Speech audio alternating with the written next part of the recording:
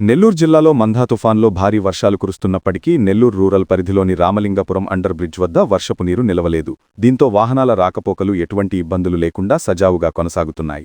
గతంలో చిన్నపాటి వర్షం వచ్చినా ఈ ప్రాంతంలో నీరు నిలిచిపోయి వాహనదారులకు తీవ్ర ఆటంకం కలిగేది. అయితే నెల్లూరు రూరల్ ఎమ్మెల్యే కోటంరెడ్డి శ్రీధర్ రెడ్డి చొరవతో ఇటీవల ఇక్కడ సిమెంట్ రోడ్డు, ప్లాట్ఫారం, పటిష్టమైన డ్రైనేజీ నిర్మాణాలు చేపట్టారు. ఈ ఆధునీకరణ పనుల ఫలితంగానే భారీ తుఫాను వర్షంలో కూడా ప్రజలకు ఎటువంటి ఇబ్బంది ఏర్పడలేదని వాహనదారులు హర్షం వ్యక్తం చేస్తున్నారు.